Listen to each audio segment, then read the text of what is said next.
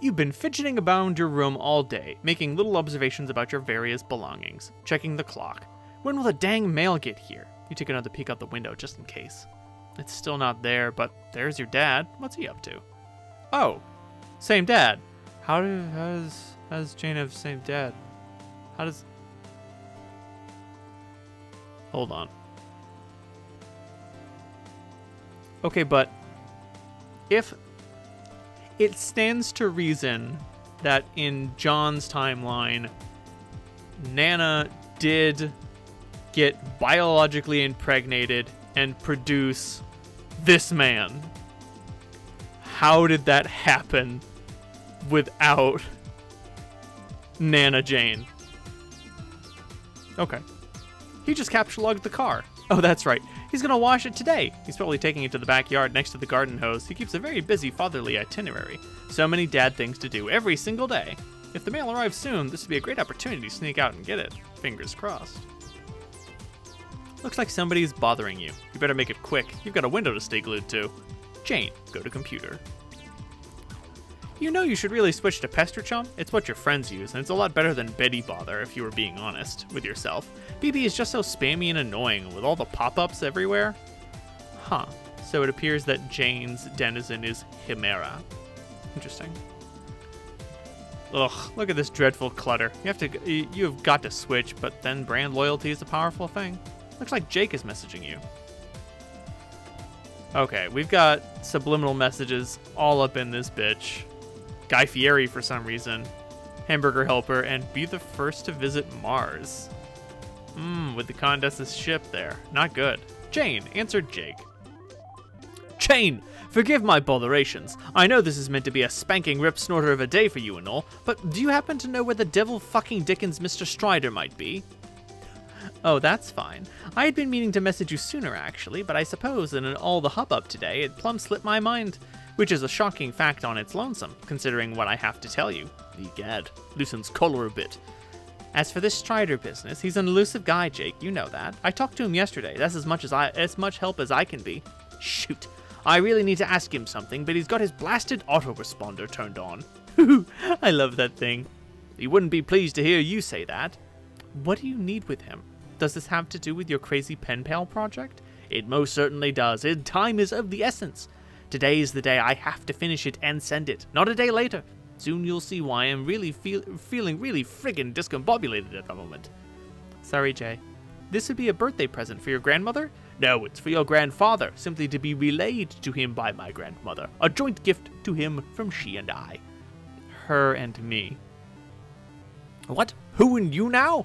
A joint gift from her and me. Grammar, Jake. Oh, for frig's flipping sake, Jane, this is no time for your prudish pedantry. Leave your bookish malarkey in a dusty old library somewhere. I have an adventure to get on with. So if I have this straight, the big thing hogging up your plate today is not this marvelous new game which I have invited you to play with me, but finishing a robotic rabbit to give to my dead pop-pop? Bingo! Double pistols and a wink! You're a very strange and silly boy. Please, Jane, we have addressed this. I am sending the gift back in time to when they are both alive and about our age. Or something like that. Something funny is going on here that I have not yet fully grappled yet, but dagnabbit if I'm not going to see it through. Well, Godspeed then. I do hope you can pull it off. Damn it. I do hope you can pull it off. Are you being fresh with me now? No. Look, Jane, I know you've never believed me and you think everything I say is some big cockamamie goof-off, but I think today of all days is when you should start taking some things more seriously, especially since I've always had your back. I have always believed in you. Hey, I have believed in you too. However, believing in somebody isn't the same thing as believing somebody isn't the same thing as believing in somebody. But that much said, I think that maybe I'm getting ready to believe some of the wild stories I've heard. Or, if not believe outright, reserve judgment on at least. Is that so? I don't know. I'm still not sure what to think. But what I wanted to tell you this morning was, I had a really wild dream last night, and you were in it. Oh my!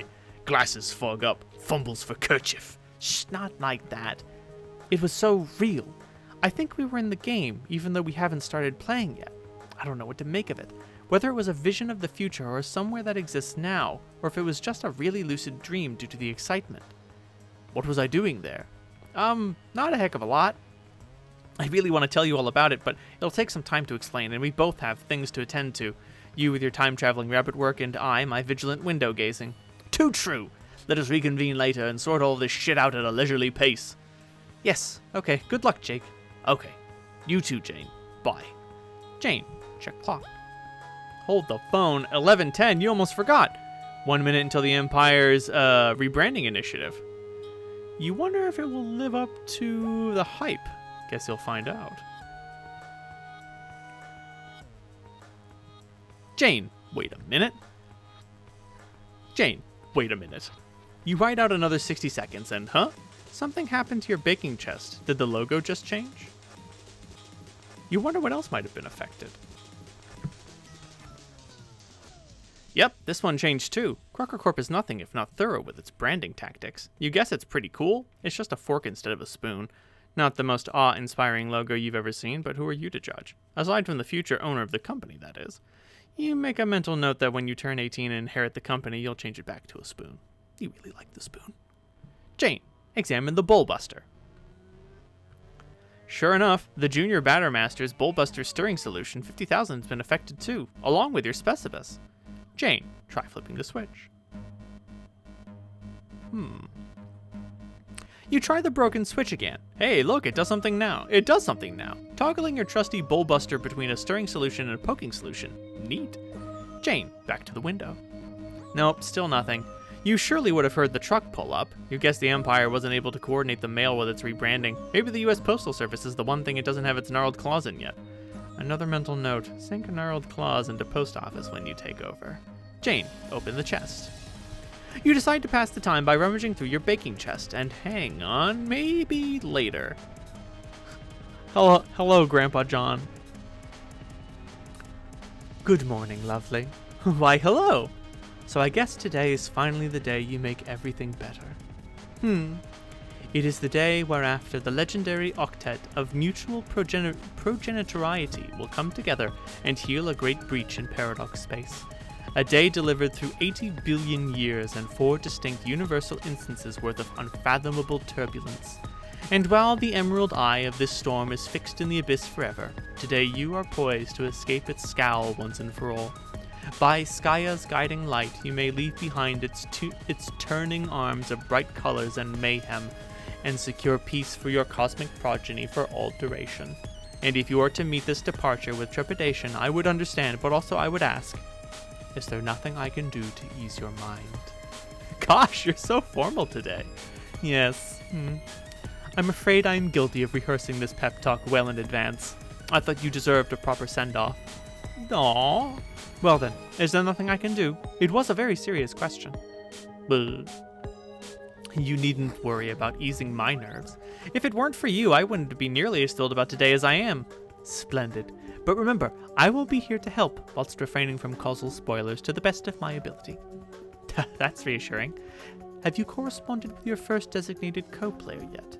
No, I haven't seen her online yet today. I'm really hoping Lalonde won't flake on me this time. Have you heard from her? Not today, that is local to you, though I do have a wee bit more trouble monitoring her than the rest of you. Curious dark patches in transmission. Still, I wouldn't fret over it. She's as good a chum as any you have, and should come through ultimately, even if things seem dire. If you say so. Oh, I wanted to tell you about an amazing dream I had last night. Blimey. I believe it may have been one of the sort you described, a dream of awakening, presuming I haven't just flat out lost my marbles. Indeed, I am sure it was. I knew you would wake up soon. Might you describe what you saw? I was in a bright gold city. Above was a brilliant blue sky, but the horizon was dark as night. Was this the place you told me about? What was it called? Ah, shucks, does this count as a causal spoiler? Not at all. It's a simple detail about the realm you are about to explore, without directly involving your future decisions of consequence. The place you visited was called Prospect. It is where I have woken up every time I have gone to sleep for most of my life. I didn't see you there. At least, I don't think I did. No, you wouldn't have.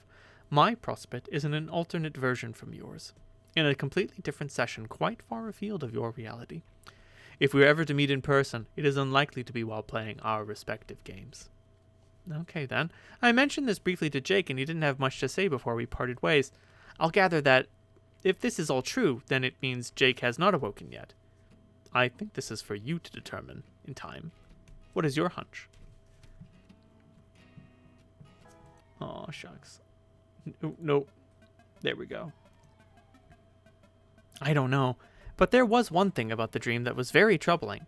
I'm becoming nervous to consider what it might mean. Understandable, but it will be important to practice patience today. You have a long road ahead of you, and many questions will be answered in time, but we can talk it over later. Now, we both have games to prepare for. I know you could never fully appreciate what this actually meant, but I took much care to sync up these conversations with you on the same day that I begin playing as well. That way, we can journey through our sessions together and compare notes. I'm still not sure I appreciate what that means, but I appreciate that a nice gesture has been made if you say so. I guess I should start believing in all this now, huh? Rather than learning it to be true later on and feeling the fool for all my curmudgeonly skepticism. Oh, pardon me. Jane's pester chum tag is Gutsy Gumshoe. And Jake's is Golgotha's Terror? Wonk you. For starters, I guess I could drop my reservations about your story. Will you? I can write off much tomfoolery as I'm no stranger to a good prank myself, but quite honestly, you seem too kind for this charade. Not the type I'd expect to trot out such persistent falsehoods beyond their humorous welcome. So, what do I know? Consarn it, maybe you are an alien girl from Uranus, and together we're about to play a game that determines the fate of existence. Sign me up! Oh, but I never claimed to be from that planet, which is only in the far reaches of your solar system. In fact, I am from very much farther away. A different universe altogether, but if you truly mean it, thank you for believing me. Now, Jane, my lovely, let us prepare for this adventure. Remember what I said about the need for patience. Patience with your friends. Patience for your growth as a hero of life. And patience for the coming of the other four of legend. A hero of breath, of light, of time, and of space. And if you still find yourself in doubt, just check the inscription on that big old book downstairs. After all, if you can't trust words written by your own hand, then what use is trust at all? Kisses! Jane. Okay, back to the chest. You return to your baking chest, which you use mainly for storing quality pranking apparatus and a few other odds and ends. Oh, hello, Pop-Pop. His friendly face is there to greet you every time you open your chest. You'd have loved to meet him. Unfortunately, his life was cut short at the tender age of 86 in a tragic accident, coincidentally on the same day you were born. Or so your dad tells you. Pop-Pop Crocker was a legendary comedian, following in the footsteps of his grandfather, who of course was the greatest southern pranking legend of all time. One day you hope to follow in Pop-Pop's too. But then, if the whoppers you have been told recently have any truth to them, maybe you will get to meet him after all? It seems too good to be true. The only relationship you've ever had with him are through video footage of his vaudevillian antics on stage, or through his role as Judge Johnny Stone on one of your favorite old sitcoms. Night Court. Jane, rummage around. Just your basics when it comes to pranking. A few clever disguises, a name brand dunce cap, a slightly abridged edition of Sassacre's text, updated for the modern prankster and scrubbed of a few of the more egregious julep-fueled racial slurs, several other stray books, your company's prototypal model for the Grist Widget 12,000, and of course your super handy Unreal Heiress Thoughtwave Tiara Top for the young go-getting junior Battermaster on the go. Might as well get all this crap out of here and take it with you. You never know when you might need it.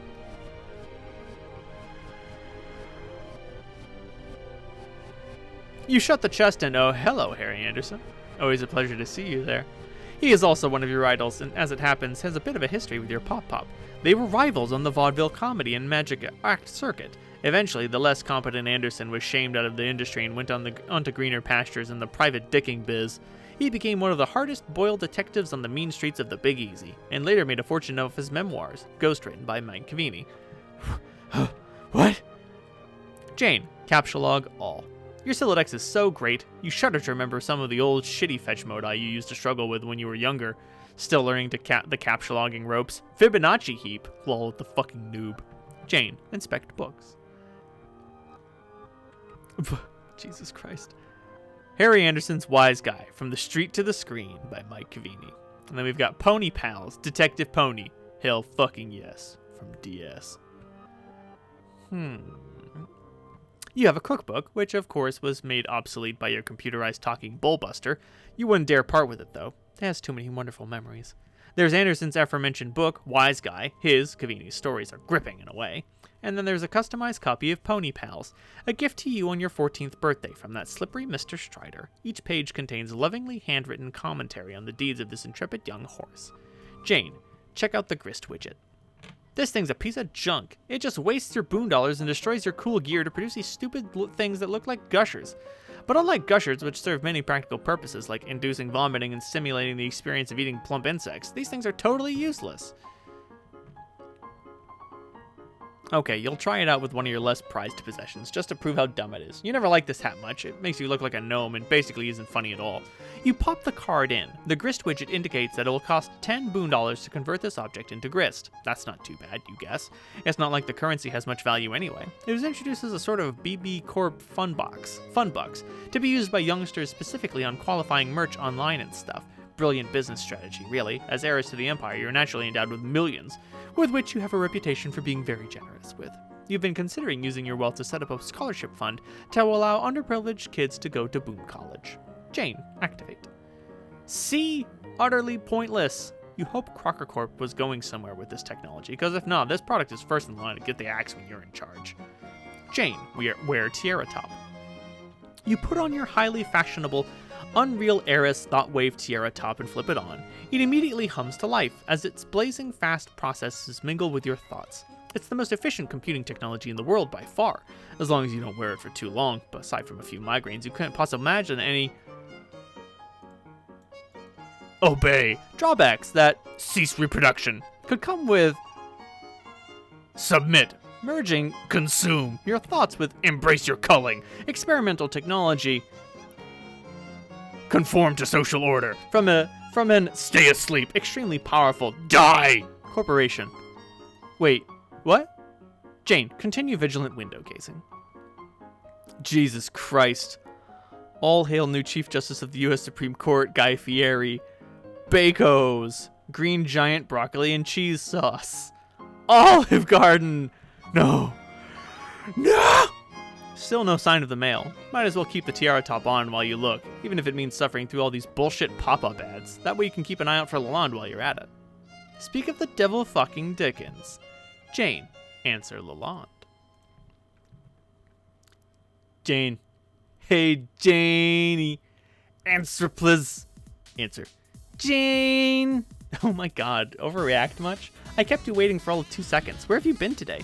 Nowhere, just chilling here, when all of a sudden it hits me that we have something really fucking important to talk about. This hit you just now. We made plans to get in touch early this morning, and I have seen neither hide nor hair of you all day. It hits me that Jake's B-Day is coming up really soon. Just a few days before mine, remember? Or I guess it would be if it wasn't for the end of the world that's gonna happen. Oh, for Pete's sake, I just wanted your advice on what to get him. Something sentimental, I guess? But I mean, I'm mostly tapped out of precious heirlooms at the moment, so I don't know. But not like anything coming on too strong.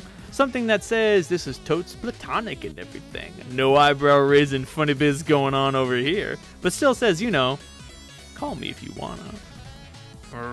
Now I know you're joking with me to get my goat. Yeah, the goat getting thing, I mean. But joking, oh no, I think not.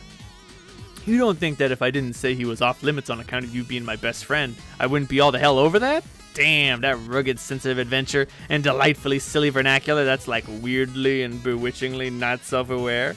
And those adorable teeth. Swoon. No, stop. Well, shit, Jane, what am I even supposed to do? I can't hit on anybody, and apparently I can't entertain nary a frisky thought about anybody because apparently everybody's off limits. Bunch of goddamn typos. Shit sucks. You don't even let me say your dad is hot, even though we both know he way the fuck is. I mean, come on. Yeah, because it's weird, and you're drunk. Correction. Drinking. Present tense. Grammar Jane. I don't see why you don't try and court the favor of Mr. Strider. If you ask me, he and you are perfect for each other. Oh, Jane. So naive. So naive. Lordy, how can you be this far gone so early? It isn't even noon yet. You forget We live in very different time zones. It's a lot later over here. You're 3 hours ahead of me. You'd be amazed how much can happen in 3 hours. What would your mother have to say if she caught you? Pretty sure she wouldn't give a shit. I mean, she's the one who stocked the goddamn liquor cabinets in the first place. I don't even think she's even put a drop in her life, probably. So why else is she putting it there? It was like a passive-aggressive dare for me. Aggressive. Just the sort of mind game she would play. So even if your insane and paranoid theory happens to be true, your response is, screw it, time to help myself to all this mind game booze. Yep, pretty much. Groan, you are completely impossible like this. I cannot believe you chose to do this today of all days. I should have known better. Here I am, waking up bright and early, waiting all day with my nose pressed against this glass for the mail to come and wondering if you'll ever log on. And all the while, you're just getting blind, stinking, schnocker-bottom drunk. What you waiting for? In the mail? Something happening today or something? The Alpha! Jeez Louise, you're hopeless! Oh yeah, that thing. Are you all ready to play if it comes? I guess. But you sure you even want to play this thing? You know it's just what the Batter Witch wants you to do. Not this again. If you want to go ahead and be Chump Jane, it's your call. I'm just saying. I know what a chump looks like. And you don't look like no chump I ever saw. If you go through with this, I'll have to add your porful to my chump rule, which is like this real actual thing I maintain instead of being a joke. Is that what you want? The Batter Witch does not exist. It's an idiotic urban legend. How many times have I explained this? My great-great-grandmother who founded the company is accused of holding this identity would have to be almost 200 years old if she were still alive today. The idea is such a preposterous hogwash. It's hardly worth dignifying with a rational response. The iconic face of the company isn't even a real person. She was fabricated long ago during the company's fledgling years. Right. As you know, an alter ego. For something more sinister. Such cuckoo bird nonsense. In any case, I don't understand the nature of this second guessing. Besides chalking it up to your unwelcome inebriation, we had agreed you'd play with me. You sounded excited about it. Have you even obtained your copy yet? Yes. Obtained. Sure did. Through your various technologically cryptographic means, I presume? Oh, you bet. Hacked the shit out of those tight mainframes and all said jackpot like a bunch of times. All those Kuifers and bobby traps, backdoor Trojans and whatnot were no match for my codes. Snicker. I am quizzically narrowing my eyes, trying to solve the joke you're attempting, assuming it even is one. Okay, Jane, what I'm saying is that in the parlance of baking, because I know that is what gets you off, is that it was a fucking cakewalk. Oh, like, by which I mean not to say her hottest shit hacksaw bitch you ever knew, as deadly to the corporate grid as she is beautiful. Beautiful, but I am. But what I mean is, shit, it wasn't even guarded. It was just some files that were there, unsecured, and I took them. Jacked them right off of that intraweb telemetries, then applied lipstick, femme fatale style. And I was like, shit, yes, I all kinds of know how to use my web browser to download several files. Really? Yeah, so now I got it, if you really want to play, which you shouldn't. This is a bit puzzling. I thought this software was highly proprietary. I told you, she wants you to play. Wants us all to. Part of her big plans, and you're playing right into them like a chump. Yes, I know. You've made yourself clear. But what doesn't add up about your story is, I believe somebody doesn't want me to play. How else do you explain the recent attempts on my life? Dunno.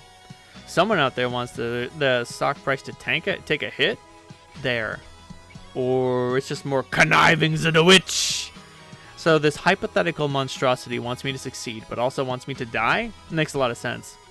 Wouldn't put it past her. It makes you feel persecuted, redoubles your determination to play. You advance her plans in whatever incomprehensible way until suddenly you did everything she needed you to do. At which point you become crazy expendable, yo. And then she expends you like a wad of boondollars on shitty Betty Crocker merch. I see. This is sounding less like a crackpot conspiracy theory by the minute.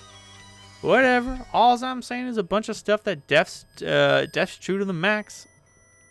I'll send you this file to you, though, and what you do with it is up to you. So you want it now or what? It's tempting, and I'm curious as heck to play it, but the mail should be coming any minute. I've waited this long for it, so I might as well use the official discs addressed to me. When it comes, I do hope you'll change your mind. Not to mention, brew yourself a pot of coffee and sober your drunk butt up. My drunk butt's tune will stay as unchanged as it will remain not drunk. Mocker my barley career in words. Whew. Okay, fair enough. But I believe that when we start playing together, you'll come around. Personally, I can hardly contain my excitement over it. If years ago someone told me, which incidentally someone did, that today I would have an exclusive opportunity to play what is absolutely the most cutting-edge immersive simulation game ever released, developed by a company which has already done so much for the advancement of humanity, I would have said, "Shucks, Buster, sign me up." Jane. Yes? Jane. What? Jane. Did you know that I am utterly in love with the fact that I have a best friend who says things like, "Shucks, Buster. Shoosh, you drunkie. Oh.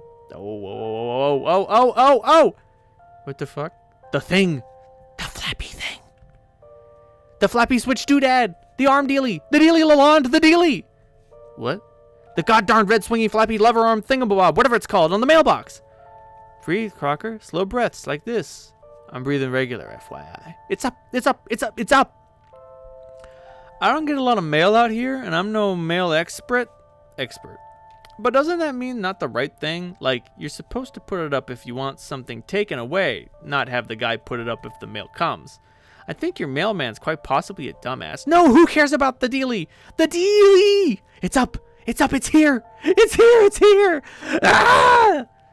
LMA so fucking at this. BRB.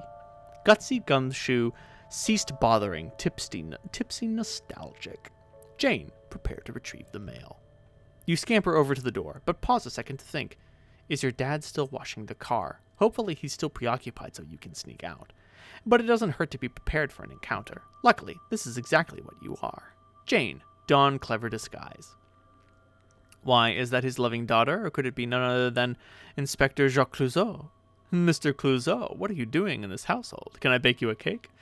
Please make yourself comfortable while I go about my business, not being suspicious. But wait, perhaps this is not so much the distinguished Inspector Clouseau as it is the world-renowned investigator Hercule Poirot, because the little curly mustache is a lot cuter.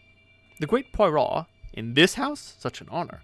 I will set the kettle to boil straight away. Who would have guessed this home would be so heavily trafficked by famous French detectives at this time of day?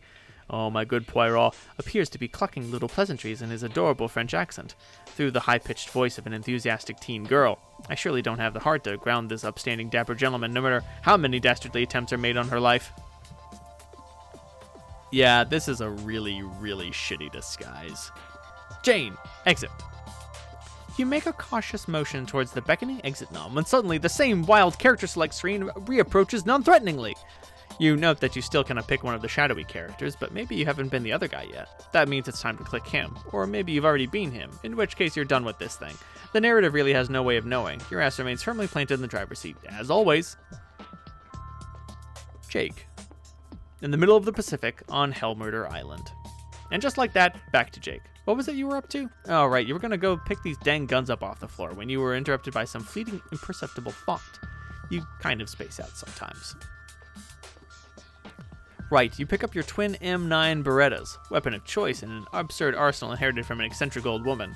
Guns are so cool. Your grandma was rad. Jake, examine holster belt. It's your authentic Tomb Raider sexy thigh strap double holster, complete with cool skull buckle and everything. You like to think you pull it off about as well as Croft herself. Jake, wear it. You like to think that, but in truth you look ridiculous. You think you probably need shorter shorts to make it work? Probably skin-tight shorts too. As it is, the cuffs of your baggy shorts get kind of bunched up underneath the thigh straps, which is uncomfortable and makes you look like a tool. Jake, okay, forget it. Better off just keeping it in your strife deck anyway. You can draw the guns faster from there anyway. Jake, examine bed. You think your bed is some sort of electronic gadget? You're pretty sure those bedpost globes are supposed to glow like light bulbs under certain circumstances, but you've never been able to figure out what purpose it serves. Just more mysterious junk inherited from your eclectic grandma. She also gave you these bed sheets when you were very young, which you adore, but only for sentimental reasons. You aren't too keen on monsters. Oh, they're all loose-eye.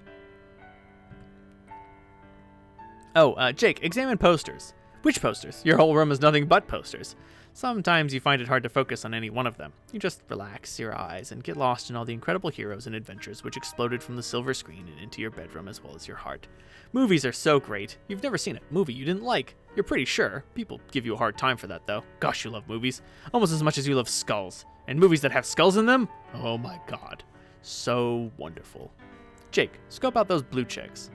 This is your collection of beauties, but you don't call them that to anyone but yourself in private, because somehow even you are aware of how dorky that sounds. You are oftentimes the recipient of a good ribbing from Jane on account of your peculiar fascination with blue movie ladies. You don't have to justify yourself to her, though. What is even her deal? Any fellow would be off his rocker not to fawn over all these bodacious blue knockouts. You want to make out with all of them. Jake, make out with all of them. Dear sweet Neytiri from James Cameron's Avatar. Oh, if only you were the one who could have overcome his paralysis on an alien adventure plan to become her boyfriend, instead of that other guy. Then she could have shown you how to be bold and courageous and stand up to fight for your people, and maybe later engage in a bizarre extraterrestrial reproductive process involving ponytails and a magical tree, you guess? You'll show that curmudgeonly Strider who's just a gigantic shitty space furry. You will show him what marvelous creatures they are. You'll show him what a daring dream it is to combine the finest qualities of humanity with... But seriously, you've got to stop kissing these stupid posters. Jake, stop kissing the stupid poster. Yes, that was a waste of time. Definitely. It's definitely not something you spend much time doing anyway, whenever you're alone, which is always. Anyway, here are some other great movies. Weekend at Bernie's? Classic. You really think John would like this movie? If the things you've heard about him are true, guys in cahoots make the silly corpse of Bernie Lomax do zany puppet antics, so their schemes can succeed. Guffaws aplenty, as you've tried to tell Jade before practically verbatim. She doesn't much care for great movies like that, but that's alright. You love her anyway, and you think she's a blast. She says you sound just like John when you say stuff like that, though, and that the two of you would get along famously. You can't wait to meet him. Also, there's some cage flicks here, but who doesn't love a good cage flick? Nobody's who. Dang, you'd kill to get your hands on some authentic cage movie memorabilia, but that'll probably have to remain a crazy dream. Jake, examine package. Speaking of John, this is the birthday present. It's the project that you've been taking up all your time lately, and today is the deadline to finish it. You have to send it to Jade so that she has time to ship it to him across the Pacific Ocean. The transmaterializer you've been using to ship it back and forth is wired to sync up your flow of time with hers, so it's not like you can just take forever with it and send to the exact time she needs it. You've thought of that, and considering this bunny is probably going back to the early 20th century when she and John were around your age, you figure the mail was extra slow back then, so there's not a moment to spare. Whew, time stuff is pretty complicated, but you're fairly sure you've got this all figured out. Jake, examine the bunny. Sure is gonna be a sweet gift. Reminds you a lot of the old ratty bunny you inherited from your grandma, who, of course, is exactly who you were collaborating with to make this thing. Time loops make you feel a bit fuzzy in the head, but you've always suspected it could very well be the same bunny. At some point in the early 20th century, Jade gave this robo-rabbit to John, and then later it must have wound up back with Jade somehow. Then she, removed all the robot parts, hung onto it until she was an old woman, and gave it back to you? You guess crazier things have happened. Like the way this whole project started in the first place. Jade tells you this little rabbit here, or Terry Kaiser as you like to call him, will save John's life. You'll be sitting there on some sort of chessboard battlefield in yellow pajamas reading a letter when pow! Kaiser to the rescue! So you're taking this responsibility very seriously. You have been for years already. In fact, this project gave you a neat idea for what to do for Jane's 13th birthday a couple years ago. You and your other pals all coordinated gifts, each sending a customized rabbit. Lalonde happened to have another bunny heirloom like yours, and Strider was resourceful as usual. If John enjoys his gift anywhere near as much as Jane did, then it'll be time well spent.